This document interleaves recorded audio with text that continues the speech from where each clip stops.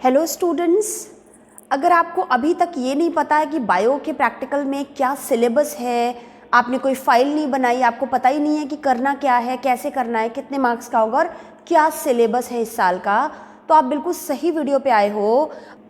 इस 10-15 मिनट के वीडियो में मैं आपके साथ शेयर करूंगी क्या सिलेबस है। 30 मार्क्स का ये जो हमारा प्रैक्टिकल है बायो का, बहुत इंपॉर्टेंट है, जिसमें एक्सटर्नल एग्जामिनर भी आता है, इंटरनल हमारे टीचर्स होते हैं एग्जामिनर।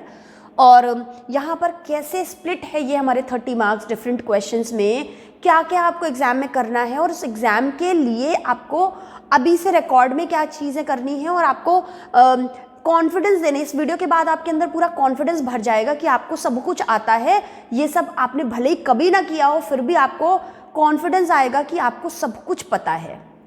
तो जल्दी से शुरू करते हैं कि हमारे प्रैक्टिकल के सिलेबस में क्या है, एग्जाम के दिन आपको क्या क्या चीज़ें परफॉर्म करनी होंगी और क्या क्या चीज़ें आपको अपनी बोर्ड की प्रैक्टिकल की कॉपी में लिखना होगा।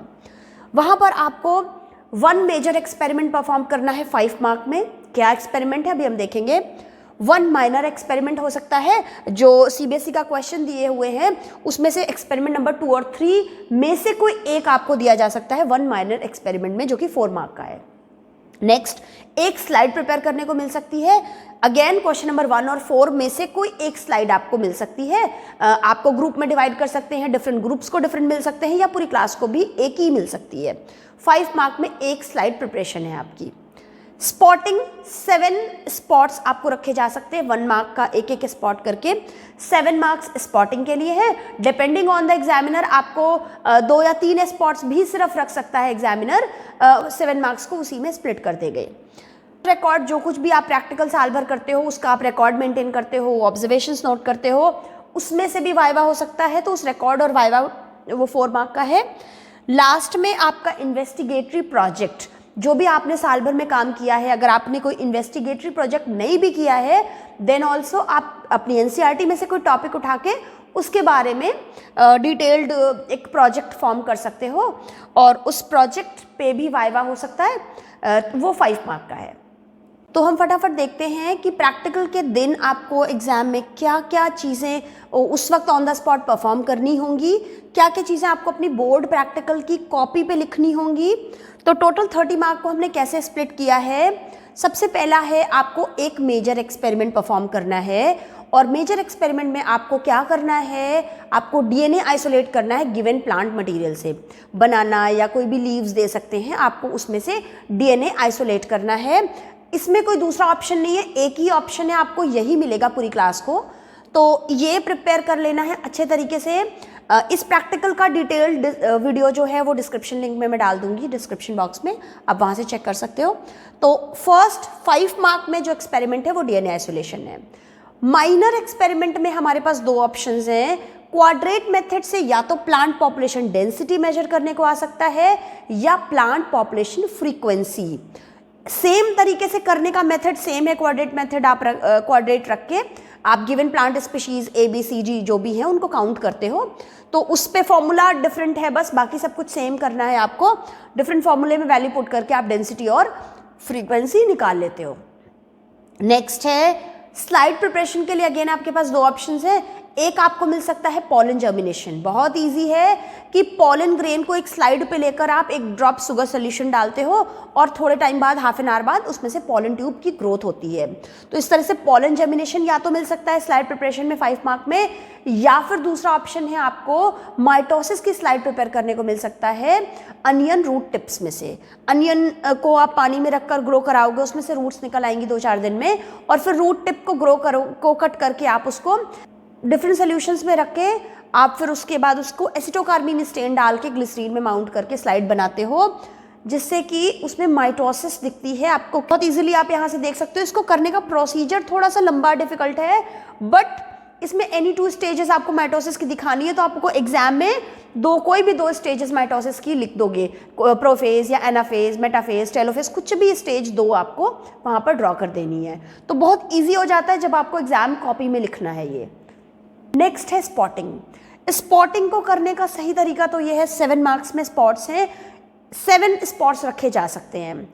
तो एक स्पॉट पे आपको 2 मिनट्स दिया जाते हैं, आपको बाकायदा टाइमर ऑन होता है, आपको बेल रिंग की जाती है और 2 मिनट के लिए आपको दिया जाएगा टाइम एक स्पॉट पे।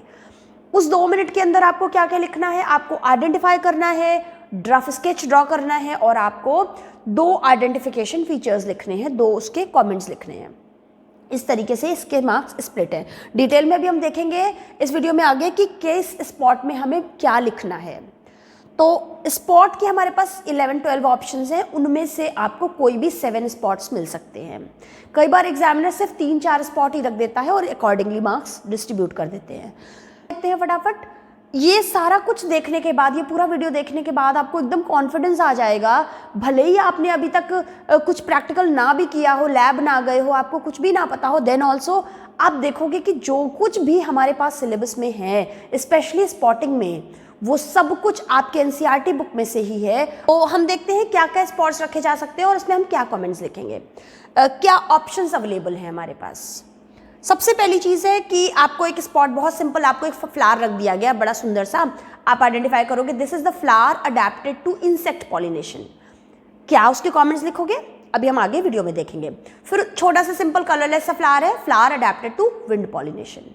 नेक्स्ट आपको पॉलन जर्मिनेशन की स्टिग्मा पे जो स्लाइड, आपकी रेडीमेड स्लाइड होती है, प्रिपेयर्ड स्लाइड ऑलरेडी आपके स्कूल में होगी, वो रखी जा सकती है। एक पॉलन जर्मिनेशन का हमने स्लाइड प्रिपरेशन की है, वो एक अलग चीज़ है, जहाँ पर शुगर सोल्यूशन डाल के आप देखते हो कि कितने % पॉलन जर्मिनेट हुए। यहाँ पर स्टिग्मा के सरफेस पे पॉलन ग्रेन की जो ग्रोथ हो रही है उसके बारे में आप देखते हो। तो जो 10th क्लास से पढ़ा हुआ आपका ऑलरेडी पता, आपका जो डायग्राम है वो ड्रॉ करके आपको बहुत सिंपल से कॉमेंट्स लिखते हैं। कमेंट्स जब आप अपनी प्रैक्टिकल की फाइल में से, प्रैक्टिकल की बुक उठा के छापते हो तो आपके लिए बहुत मुश्किल हो जाते हैं, क्योंकि 10-10, 15-15 पॉइंट्स होते हैं और वो भी बड़े इररिलेवेंट से। उसके बजाय अगर आप एनसीईआरटी में से अपने पॉइंट्स उठा कर डालोगे, जो अभी मैं बताऊंगी आगे वीडियो में आपको, तो आपके लिए सब कुछ इतना ईजी हो जाएगा कि आपको प्रैक्टिकल से जो डर आपके मन में होता है वो सारा निकल जाएगा। नेक्स्ट हमारे पास स्लाइड है, नेक्स्ट ऑप्शन है टीएस ऑफ टेस्टिस या TS of ovary. It is very very important and it is for sure कि आपको 2 में से कोई एक मिलेगा ही मिलेगा। टेस्टिस का ट्रांसफर सेक्शन आप आराम से देखते हो क्या क्या स्टेजेस मिलती हैं स्पर्म डेवलपमेंट के लिए। ओवरी में आप बताओगे क्या क्या फॉलिकल्स होती हैं, वो सारा कुछ बहुत ईजी है। थ्योरी में से अगर आप पॉइंट्स डालोगे तो ये सब कुछ बहुत ईजी है, वही थ्योरी पोर्शन में जो आपने पढ़ा है वही डायग्राम। नेक्स्ट आपको मियोसिस की slide prepared, already prepared slide रखी जा सकती है, कोई भी स्टेज। मियोसिस 1 और 2 आपको पता है, prophase, metaphase, anaphase, telophase 1 and 2, 8 stages में से कोई भी एक स्टेज आपको रखी हुई मिल सकती है अगर आपके स्कूल में अवेलेबल है तो। नेक्स्ट परमानेंट स्लाइड ब्लास्टुला की, आपको पता है मोरुला के बाद जो नेक्स्ट स्टेज है ब्लास्टुला, यही स्टेज है जो अटैचमेंट करती है, यूट्रस की वॉल में इम्प्लांट होती है। आपको पता है आउटर ट्रोफोब्लास्ट और इनर सेल मास होता है, यहाँ पर ब्लास्टोसील कैविटी होती है। तो डिटेल में अभी हम देखेंगे वैसे भी कमेंट्स यहाँ पर। मेंडेलियन इनहेरिटेंस की स्टडी कर सकते हैं, बहुत ईजी है। आपको कुछ मटर के दाने रखे हैं, आपको शेप या कलर के बेसिस पे उसको स्टडी करना है। तो आप देख लोगे राउंड कितने हैं, रिंकल्ड कितने हैं, यहाँ पर 3:1 का रेशियो है। या फिर येलो इतने हैं, इतने ग्रीन है, जो भी आपको दिया गया है ट्रेट उसके आपको स्टडी करनी होगी। बड़े आराम से आप काउंट कर लोगे, जितना भी नंबर है उस हिसाब से देख लोगे, 3:1 का रेशियो आना चाहिए। तो बहुत ईजी है ये। उसके बाद जेनेटिक ट्रेट की पेडिग्री एनालिसिस करनी है। कुछ हमारे पास ट्रेट्स हैं जैसे कि rolling of tongue, blood group, year lobes, widows peak and colour blindness. इनमें से कोई भी ट्रेट आपको रखा मिल सकता है। कई बार एक पेपर पे पेडिग्री ड्रॉ करके एग्जामिनर दे देता है, आपको आइडेंटिफाई करना है कि ये ऑटोसोमल है या सेक्स लिंक्ड है, या फिर ये डोमिनेंट है या रिसेसिव है, इनमें से आपको। Next emasculation, tagging and bagging, जो कंट्रोल्ड पॉलिनेशन के लिए करते हैं। इमैस्कुलेशन क्या है, एंथर या जो मेल पार्ट है उसका रिमूवल हम फॉर्सेप्स से करते हैं बर्ड कंडीशन में ही। उसके बाद उसको टैग कर देते हैं, उसको लेबल कर देते हैं कि ये इन पर्टिकुलर कैरेक्टर्स के साथ हमारा फीमेल फ्लावर है, और फिर उसको बैग कर देते हैं to prevent the contamination of other pollen grain, किसी और प्लांट स्पीशीज का पॉलन ग्रेन उसको आके कंटैमिनेट ना करे। तो ये हम कंट्रोल्ड पॉलिनेशन के लिए ये चीज़ें करते हैं। कोई भी आपको फूल मिल जाए बैग किया हुआ, कवर किया हुआ, तो वो इमैस्कुलेशन, टैगिंग एंड बैगिंग का स्पॉट है। नेक्स्ट आपको इनमें से कोई भी डिजीज कॉजिंग पैथोजन रखा मिल सकता है, एस्कैरिस, एंटामीबा, प्लाज्मोडियम या फिर रिंगवर्म। इन 4 में से कोई भी एक ऑप्शन मिल सकता है। ये भी काफ़ी इंपॉर्टेंट है और आपको मिलता ही मिलता है। जो chapter 8 human health and diseases में आपने पढ़ा है वहाँ से सीधा उठा के आप आइडेंटिफाई कर देते हो, डायग्राम बनाते हो और कमेंट्स में आप सिम्टम्स लिखोगे, बहुत इजीली आप इसको भी कर लेते हो।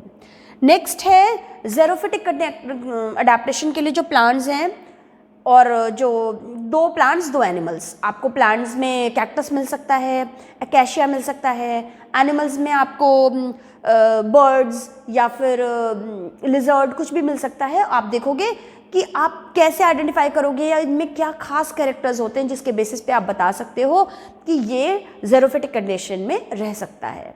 या 2 प्लांट 2 एनिमल्स आपको मिल सकते हैं हाइड्रोफिटिक कंडीशन या एक्वाटिक अडेप्टेशन के लिए। तो आप देखोगे कि फिशेस, कोई भी फिश मिल सकती है, तो फिश में क्या पर्टिकुलर कैरेक्टर्स होते हैं जिसकी वजह से वो पानी में सर्वाइव कर सकती है। या प्लांट आपको कुछ भी हाइड्रोला, आइकॉर्निया, कोई भी प्लांट मिल सकता है, आप देखोगे कि क्या कमेंट्स लिखोगे, क्या खास बातें होती हैं उस प्लांट में जो पानी में रहता है। तो बहुत सिंपल से आपके पास ये 11 ऑप्शंस हैं, 11 के अंदर भी और सब ऑप्शंस हैं, उनमें से कोई भी 7 स्पॉट आपको मिल सकते हैं। वैसे सुनने में लगता है बहुत ज़्यादा बड़ा है, बहुत डिफिकल्ट है, पर actually when you associate all these things with your theory portion, with your NCERT book, सब कुछ बहुत ही ईजी हो जाता है जब आप एनसीईआरटी बुक के साथ इसको एसोशिएट करते हो, क्योंकि अभी तक आपने एनसीईआरटी पूरी अच्छे से पढ़ ली है। वाइवा कैसे देते हैं, वाइवा में क्या क्वेश्चन एग्जामिनर पूछता है, उसका भी एक अलग वीडियो है, उसका भी मैं लिंक डिस्क्रिप्शन बॉक्स में डाल दूंगी, आप वहाँ से चेक कर सकते हो। स्पॉट देख लेते हैं कि हम किस स्पॉट में डिटेल में क्या चीज़ें लिखेंगे, और ये सब देखने के बाद आपको पूरे कॉन्फिडेंट हो जाओगे, आपका कॉन्फिडेंस लेवल एकदम हाई होगा। भले ही आपने साल भर एक भी प्रैक्टिकल नहीं किया, प्रैक्टिकल लैब भी नहीं गए हो, बायो लैब भी नहीं गए हो, तब भी ये सारी चीज़ें जब आप एक बार यहाँ से पढ़ लोगे, समझ लोगे और थ्योरी के साथ एसोशिएट कर लोगे, then it will become so easy for you. तो फटाफट देखते हैं हम पहला स्पॉट। स्पॉट्स 7 स्पॉट्स होते हैं, 1 मार्क ईच। हम देख चुके हैं क्या क्या ऑप्शंस हो सकते हैं और उनमें क्या कमेंट्स लिखेंगे, हम उसको डिटेल में देखते हैं। सबसे पहली बात तो ये जो आपका 1 मार्क का एक स्पॉट है, उस एक स्पॉट को हमने मार्क्स के बेसिस पे कैसे स्प्लिट किया है। 1/4 मार्क का आपके पास है आइडेंटिफिकेशन, आप आइडेंटिफाई करोगे this is the flower adapted to insect pollination, इस बात का 1/4 मार्क है। जो भी फ्लावर रखा हुआ है आप उसका रफ स्केच ड्रॉ करोगे 1/4 मार्क में। फिर 1/4 मार्क के 2 कमेंट्स आपको लिखने हैं। तो आपने आइडेंटिफाई कर लिया this is the flower adapted to insect pollination, rough sketch draw कर दिया। उसके बाद आप इसके 2 कमेंट्स लिख दोगे कुछ भी, this is large, colourful, showy, having fragrance, having nectar to attract insects. जो भी आपने एनसीईआरटी में कमेंट्स पढ़े हैं आप उनको ही, आपको ऑलरेडी याद हैं, उन्हें ही लिखते हो तो आपका इजी भी हो जाता है, प्लस आपका रेलेवेंट भी हो जाता है। सिर्फ प्रैक्टिकल की बुक में से उठा के 10-10 पॉइंट्स आप लर्न करते हो, वो आपका मुश्किल हो जाता है। तो मैं भी सभी स्पॉट्स में बहुत ही सिंपल तरीके से आप उसको कैसे डिस्क्राइब कर सकते हो, लिख सकते हो, वो बताऊंगी यहाँ पर। दूसरा, आपको सिंपल छोटा सा कलरलेस सा फ्लावर मिल जाएगा, तो आप लिखोगे this is the flower adapted to wind pollination. अब इसके बारे में जो भी आपने एनसीईआरटी में पढ़ा है, ये कलरलेस है, स्मॉल है, बहुत सारे फ्लावर्स एक साथ आके इन्फ्लोरेसेंस फॉर्म कर सकते हैं। इसके pollen grains light non sticky हो सकते हैं, स्टिग्मा इसका रिसेप्टिव होता है, स्टिकी होता है। तो ये जो भी कमेंट्स आपने पढ़े हैं अपने एनसीईआरटी में, आप वहाँ से सीधा इसको लिख सकते हो। It will become very easy. Next आपके पास ऑप्शन हो सकता है, अगर आपके पास परमानेंट स्लाइड आपके स्कूल में है available, pollen germination on stigma. एक जो पॉलन की स्लाइड बनानी है, वहाँ पर आपको क्या करना है, स्लाइड में आपको पॉलन जो डालने हैं और साथ में शुगर सोल्यूशन डालना है। तो शुगर सोल्यूशन के वजह से ये पॉलन ग्रेन्स जर्मिनेट करेंगे, वो आपकी स्लाइड प्रिपरेशन है। यहाँ पर ये आपकी रेडीमेड और प्रिपेयर्ड स्लाइड है अगर आपके स्कूल में, तो आपको मिल सकती है स्टिग्मा के ऊपर पॉलन ग्रेन का जर्मिनेशन। क्या कमेंट्स लिख सकते हो आप, पॉलन ग्रेन के बारे में बता सकते हो, ये सर्कुलर शेप होता है, आउटर लेयर एक्साइन है जो स्पोरोपोलिन की बनी हुई है, इनर लेयर सिंपल इंटाइन जो है वो पतली सी है और वो सेलुलोज और पेक्टिन की बनी हुई है। यहाँ पर स्पोरोपोलिन जो आउटर लेयर एक्साइन है उसके बीच बीच में जर्म पोर्स होते हैं, उसी में से पॉलन ट्यूब की ग्रोथ होती है। जब ये स्टिग्मा पे लैंड करता है पॉलन ग्रेन्स, तो जो कॉम्पिटेबल पॉलन ग्रेन है उसमें से पॉलन ट्यूब की ग्रोथ होती है because of the sugar secreted by ovules. तो पॉलन ट्यूब की ग्रोथ होती है, तो पोलन ग्रेन का आपको जो पता है, जो जनरेटिव सेल है वो 2 मेल गैमीट्स फॉर्म करती है, वेजिटेटिव सेल तो न्यूट्रिशन देकर खत्म हो जाती है। तो सिंपल तरीके से 10th क्लास से पढ़ते आ रहे हो तो बहुत ही सिंपल है ये डायग्राम, आराम से आप इसको ड्रॉ कर सकते हो। नेक्स्ट आपका थर्ड स्पॉट है, बहुत बहुत इंपॉर्टेंट है, टीएस ऑफ टेस्टिस या TS of ovary. Most probably आपको इसमें से एक मिलता ही मिलता है एग्जाम में। तो टीएस ऑफ टेस्टिस ओवरी आपके प्रैक्टिकल की बुक के कमेंट्स में बिल्कुल भी मत जाना, जो आपने थ्योरी में पढ़ रखा है उसको देखना। अच्छा, इस स्लाइड को पहचानने के लिए भी ऐसे ही है, ये स्लाइड आप जब देखोगे माइक्रोस्कोप में तो यहाँ पर छोटे छोटे से ऐसे पर्पल कलर के आपको छोटे छोटे से सर्कल मिलेंगे, बिल्कुल छोटे छोटे से सर्कल्स, और इसके अंदर अंदर यहाँ पर आपको मिलेंगे spermatogonia, primary spermatocyte, secondary tertiary and spermatids. तो आप वही लिख दोगे क्या क्या आपको स्टेजेस मिलती हैं, कौन डिप्लॉयड कौन हैप्लॉयड है। यहाँ पर लेडिक सेल्स होती हैं, इंटरस्टिशियल सेल्स जो होती हैं, और वो एंड्रोजन से क्रीच करती हैं। तो हो गए आपके सारे पॉइंट्स, इजीली बस आपको आइडेंटिफाई कर लेना है। This is the slide showing TS of testis, transfer section of testis. Draw कर दोगे आप वही स्टेजेस जो आपने पढ़ रखी है, और फिर आप इनका ये सिंपल कॉमेंट्स लिख दोगे। टीएस ऑफ ओवरी, ओवरी का सेक्शन कट करते हैं तो आपको क्या मिलता है, आउटर यहाँ पे जर्मिनल एपिथेलियल लेयर होती है और अंदर ओवम होता है। ओवम के बाहर आपको पता है primary follicle, secondary follicle, tertiary follicle, Graafian follicle, और उसके रप्चर के बाद ओवम रिलीज होता है और रप्चर्ड ग्राफियन फॉलिकल फॉर्म करती है कॉर्पस ल्यूटियम। तो ये सारे पॉइंट्स लिख दोगे। नेक्स्ट है आपको कोई मियोसिस की स्टेज रखी जा सकती है। तो यहाँ पर आपके पास अगर आपके स्कूल में ग्रासहॉपर टेस्टिस की या अनियन बड में से मियोसिस की कोई स्टेज दिख रही है तो आपको वो रखी जा सकती है। आपको पता है मियोसिस में 2 फेजेस में होती है, meiosis 1 and meiosis 2, prophase, metaphase, anaphase, telophase की चारों की 1 होती है और चारों की 2 होती है। तो टोटल 8 स्टेजेस हमारे पास हो सकती है। आपको कोई भी स्टेज रखी जा सकती है, तो आपने +1 में जो भी पढ़ा है उसके बारे में, उस पर्टिकुलर स्टेज के बारे में वो लिख सकते हो। प्रोफेज में क्रोमोसोम्स कंडेंस होते हैं, मेटाफेज में इक्वेटर पे लग जाते हैं, एनाफेज में दूर जाने लगते हैं और टेलोफेज में दूर चले जाते हैं। ये क्या है, होमोलोगस क्रोमोसोम्स, जो जोड़े में हो जाते हैं, पेयर में हो जाते हैं। मियोसिस 2 में क्या होता है, यही जो होमोलोगस क्रोमोसोम्स अलग हो गए थे 23 अलग हो गए हैं, इस 23 की स्प्लिटिंग होगी, वो इक्वेटर पे अलाइन होंगे, वो दूर जाने शुरू होंगे और वो दूर चले जाएंगे। ये है हमारी मियोसिस की स्टेजेस। इसके बाद हम नेक्स्ट देखते हैं ब्लास्टोसिस्ट या ब्लास्टुला जो स्टेज है वो क्या है। आप देखते हो जाइगोट में क्लीवेज होता है, जब रैंडम और रैपिड डिवीजन होता है, उसके बाद जो मोरुला के बाद स्टेज बनती है वो ब्लास्टुला या ब्लास्टोसिस्ट होती है। यहाँ पर आउटर लेयर है ट्रोफोब्लास्ट, जो कि अटैचमेंट या इम्प्लांटेशन करती है। इनर साइड में क्या होती है, इनर सेल मास होती है, और यहाँ पर एक फ्लूइड फिल्ड कैविटी है blastocoel. You have to remember, आपको आइडेंटिफाई भी करना है इसी ब्लास्टोसील से। यहाँ पर एक फ्लूइड फिल्ड छोटी कैविटी है ब्लास्टोसील। के बाद Mendelian inheritance using seeds of different colours size of the plant. आपको मटर के कुछ सीड्स रखे हुए हैं, आप क्या करोगे, उसको काउंट करोगे, कैलकुलेट करोगे कि अगर आपको जो भी ट्रेड दिया गया है कि आपको सीड का कलर देखना है, तो आप देखोगे कितने येलो है कितने ग्रीन है। उसके बाद आप रेशियो बता दोगे, इट इज 3:1, आपको पता है ऑलरेडी। आप देख लोगे कितने आपको जो भी पूछा गया राउंड और रिंकल्ड के बीच में, तो काउंट करोगे कितने राउंड है कितने रिंकल्ड है, जो भी नंबर ऑफ सीड्स है उसमें से आप देख लोगे कितने कितने, रफली आपका रेशियो 3:1 ही आएगा। फिर आप वो रेशियो लिख दोगे। इसके बाद आपको कुछ प्रिपेयर्ड पेडिग्री चार्ट्स होते हैं। क्या क्या आपको दिए जा सकते हैं, रोलिंग टंग का दे सकते हैं, ब्लड ग्रुप्स का, ईयर लोब का, विडो पीक और कलर ब्लाइंडनेस। इन ट्रेड्स का, जरूरी नहीं कि सब डिजीज ही हो, ट्रेड्स की भी स्टडी हम कर सकते हैं पेडिग्री में। तो बच्चे कंफ्यूज हो जाते हैं, ऐसे नहीं करना है। कई बार एग्जामिनर आपको एक पेपर पे ड्रॉ करके पेडिग्री दे सकता है। You just have to identify कि ये क्या है, ऑटोसोमल है या सेक्स लिंक्ड है, ये रेसेसिव है या डोमिनेंट है, कैसे तरह की पेडिग्री है, दैट्स इट। आपको बस वही आइडेंटिफाई करना है। पेडिग्री को बहुत इजी तरीके से आइडेंटिफाई करने का पूरा एक मेरा वीडियो है, मैं आपके लिए वो डिस्क्रिप्शन बॉक्स में डाल दूंगी, आप वहाँ से आराम से देख सकते हो। तो ये एक ईयर लोब का ट्रेट है, आप देखते हो किसी किसी का फ्री होता है, किसी का अटैच्ड होता है। एक फैमिली में उसकी पूरी हिस्ट्री को देखना के लिए पेडिग्री है फॉर ईयर लोब्स। तो कुछ भी एग्जामिनर आपको एक पेपर पे ड्रॉ करके दे देगा, आप आसानी से उसको आइडेंटिफाई कर लोगे।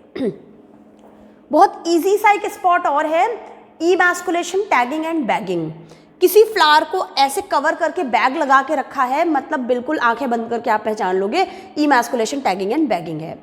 यहाँ पर देखो क्या करते हैं हम, फ्लावर में इमैस्कुलेशन का क्या मीनिंग है, ई मैस्कुलाइन पार्ट को एलिमिनेट करना, तो that is the removal of the anthers from a flower in a bud condition with the help of forceps. Simple emasculation क्या होता है वो हो गया। किस लिए करते हैं, जब हमको आर्टिफिशियल हाइब्रिडाइजेशन कराना है, सेल्फ पॉलिनेशन को प्रिवेंट कराना है, हम अपनी मर्जी से कोई क्रॉस पॉलिनेशन करवाना चाहते हैं, तो हम इमैस्कुलेट करके उसमें टैग लगाते हैं कि ये पर्टिकुलर इस तरीके का मेल फ्लावर है या ये पर्टिकुलर अभी इस कैरेक्टर के साथ फीमेल फ्लावर है। उसको टैग करके फिर हम उसको बैग कर देते हैं, कवर कर देते हैं पॉलीथिन बैग से। किस लिए, ताकि उसमें कंटामिनेशन ना आए किसी और अनवांटेड पॉलन का, या खुद उसके पॉलन तो आ ही नहीं सकते हैं, दूसरा कोई बाहर से भी पॉलन का कंटामिनेशन यहाँ पर ना आ पाए। तो emasculation, tagging and bagging. Next, disease causing organisms आपने चैप्टर 8 में पढ़ रखे हैं, ह्यूमन हेल्थ एंड डिजीजेस में। आपको आराम से सारे ऑर्गेनिज्म, उसका सिम्टम सब कुछ याद हो गया होगा अभी तक। बहुत इजी तरीके से हम इसको भी करेंगे। यहाँ पर सिर्फ 4 ऑप्शंस आपको मिल सकते हैं, स्कैरिस, एंटामीबा, प्लाज्मोडियम और रिंगवर्म। क्या करना है आपको, सिर्फ उसको आइडेंटिफाई करना है कि ये पर्टिकुलर है ये ऑर्गेनिज्म इस डिजीज का कॉजल पैथोजन। दूसरा, आपको उसका एक रफ स्केच ड्रॉ करना है। फिर आपको 2 कमेंट्स में आप लिख सकते हो कि उसके सिम्टम्स क्या होते हैं हमारे बॉडी में। एनिमल के बारे में ज़्यादा डिटेल नहीं बताना है हमको, बेसिकली हमारे बॉडी में जब वो एनिमल या माइक्रो ऑर्गेनिज्म आता है तो क्या सिम्टम्स देता है उसको लिखना है। एस्कैरिस, सिंपली लिखोगे this is ascaris lumbricoides, a causal pathogen of ascariasis disease, वो लिख लोगे। उसके बाद आप बता दोगे एस्कैरिस क्या है, राउंड वर्म या निमैटोड है, स्केलमेंथीज फैमिली में आता है, कॉमनली राउंड वर्म कहते हैं इसे।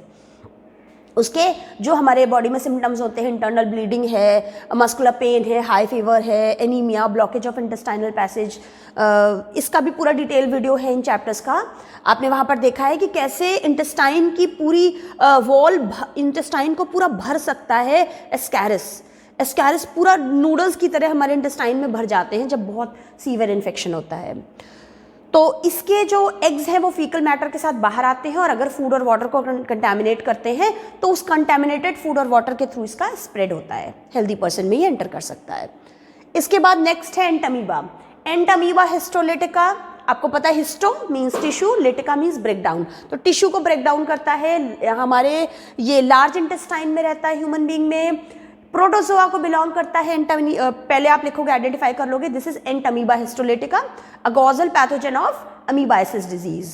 फिर ये प्रोटोजोआ को बिलोंग करता है, और इसके क्या सिम्टम्स होते हैं हमारे बॉडी में, कॉन्स्टिपेशन होते हैं, एब्डोमिनल पेन एंड क्रैम्प्स होते हैं, स्टूल्स विद एक्सेस म्यूकस और ब्लड क्लॉट्स आते हैं।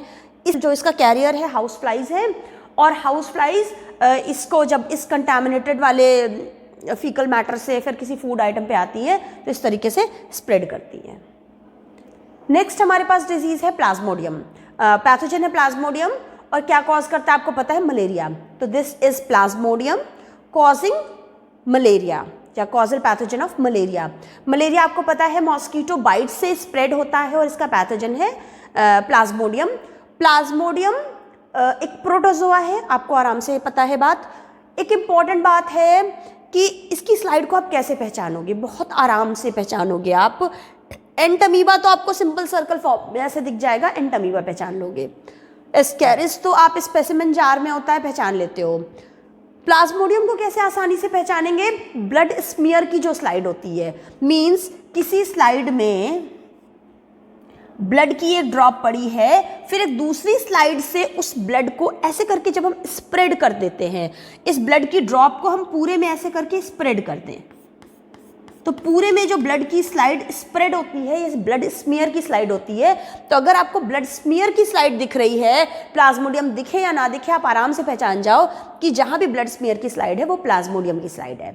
फिर आप प्लाज्मोडियम ड्रॉ कर दो, उसके कमेंट्स लिख दो। क्या क्या लिख सकते हैं, हमारे बॉडी में कौन सी इन्फेक्टिव स्टेज है इसकी, स्पोरोजोइट। हमारे बॉडी के कौन कौन से ऑर्गन्स को इन्फेक्ट करता है, लिवर और आरबीसी। तो जो बेसिक पॉइंट्स आपको ऑलरेडी पता हैं, कहाँ ए सेक्शुअल साइकिल होती है, कहाँ सेक्शुअल साइकिल होती है, हीमोजोइन बनता है जब हीमोग्लोबिन को ब्रेक करके हीमोजोइन टॉक्सिन बनता है, उसी की वजह से रिकरेंस ऑफ चिल और हाई फीवर होता है। तो इस तरीके से आप इसके बारे में, इसके सिम्टम्स और इसकी लाइफ साइकिल जो कुछ भी पता है उसको समराइज करके छोटी सी बातें लिख सकते हो। लास्ट बीमारी है रिंगवर्म। रिंगवर्म आपको पता है इसके पैथोजन क्या क्या हैं, माइक्रोस्पोरम, ट्राइकोफाइटॉन और एपिडर्मोफाइटॉन। रिंगवर्म या जो दांत खाद खुजली होता है, इसमें क्या होता है, आप जो इन्फेक्टेड पर्सन है उसके यूज़ किए हुए टावल, यूटेंसिल्स या फिर पेन या कुछ भी उसके आइटम्स जो उसके यूज़ किए हुए हैं उसको यूज़ करने से स्प्रेड होती है बीमारी। ये हीट और मॉइस्चर इसके लिए ज़रूरी होता है, हीट और मॉइस्चर मिलने पे ये तेज़ी से स्प्रेड होता है। और इस ड्राई स्केली लेजन्स होते हैं आपके डिफरेंट पार्ट ऑफ बॉडी पे, कहाँ कहाँ पर, स्किन, नेल्स, स्कैल्प, इन सभी जगह पर, ग्रोइन पे भी। तो ये हो गया हमारी सारी डिजीजेज। अब लास्ट में आते हैं ज़ेरोफिटिक अडेप्टेशंस के 2 ऑर्गेनिजम्स और हाइड्रोफिटिक के 2। ज़ेरोफिटिक अडेप्टेशन में अगर आपको एनिमल्स रखते हैं तो लिजर्ड रख या बर्ड्स रख सकते हैं आप। 1/4 मार्क में आइडेंटिफिकेशन है आपका, this is the lizard showing xerophytic adaptations. फिर 1/4 मार्क में आप इसका एक रफ स्केच ड्रॉ करोगे, फिर 1/4 में आप इसके कमेंट्स लिखोगे। तो एक इंपॉर्टेंट बात है कि ये यूरिक एसिड के फॉर्म में अपना वेस्ट एक्सक्रीट करती है, यूरिकोटेलिक होती है। क्यों करती है? लॉस ऑफ वाटर को प्रिवेंट करने के लिए, इंपॉर्टेंट बात है। उसके अलावा इसमें स्पाइकी स्केल्स होते हैं जिससे प्रे को कैप्चर करती है, शार्प क्लॉज होते हैं, कोल्ड ब्लडेड एनिमल है ये। स्केली स्किन रेप्टाइल है, टेल होती है इसके बॉडी में, इसका हेड, ट्रंक और टेल में डिवाइडेड है बॉडी। और जब भी इसको प्रेडेटर से एस्केप करना होता है तो टेल अपनी शेड कर देती है। ये कुछ कैरेक्टर्स हैं लिजर्ड के। बहुत इजी है नेक्स्ट स्पॉट, कैक्टस। ये प्लांट है जो अडेप्टेड है डेज़ेरोफिटिक कंडीशन के लिए। कैक्टस में क्या लिखोगे? आपको पता है ये ग्रीन होता है, फ्लैशी होता है, इसका स्टेम जो होता है वो फूड बनाता है, फोटोसिंथेसिस करता है, जबकि इसकी लीव्स कन्वर्टेड टू स्पाइन्स हो जाती हैं। क्यों? वाटर लॉस को प्रिवेंट करने के लिए। तो ये सारे कुछ पॉइंट्स आप लिख दोगे कैक्टस के बारे में, बड़ा ईजी होता है ये स्पॉट।